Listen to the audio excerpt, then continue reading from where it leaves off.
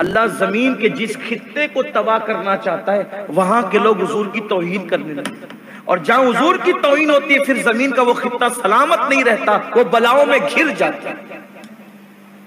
जहां जहां अभी हुजूर अलैहिस्सलाम की तौहीन और बेअदबी को फरोग दिया जा रहा है, उनको मालूम होना चाहिए कि तुम हुजूर की तौहीन नहीं कर सकते।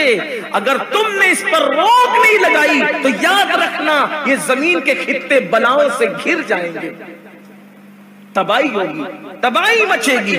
और मैं तो कहता हूं इससे बड़ा मौका आंख खोलकर देखने का क्या है।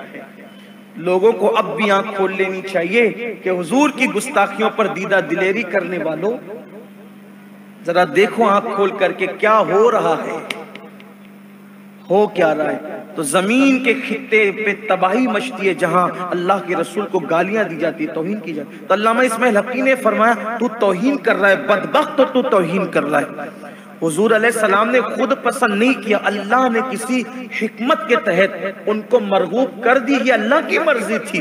और अल्लाह की मर्जी थी तो हुजूर पे इल्जाम क्यों लगाता है। यहाँ ख्वाहिशात की पैरवी करने का मतलब ये है कि इंसान खुद से उसके पीछे पड़ जाए, अल्लाह की ना सुने। कहाँ की बात उस बदबख्त ने कहाँ जोड़ दी। ये जवाब देकर तो निकल कर आ गए, अल्लामा इस्माइल हक़ी निकल कर आ गए। खुद फरमाते हैं जब रात हुई तो मैं बड़ा गमगीन था कि उसने कैसी बात मेरे सामने कर दी, हुजूर की तौहीन कर दी उस बदबख्त ने। क्योंकि हुजूर की तौहीन तो कुफ्र है, बहुत बड़ी बात है, मुर्तद हो जाता है इंसान, उससे मुर्तद हो जाता है हुजूर की तौहीन से।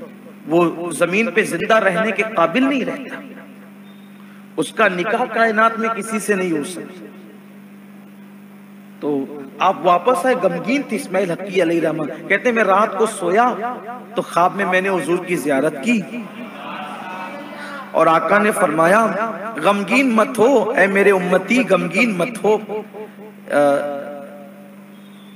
आपने फरमाया कि मैंने तेरे गम का इलाज कर दिया है और उसका खात्मा भी मैंने कर दिया है।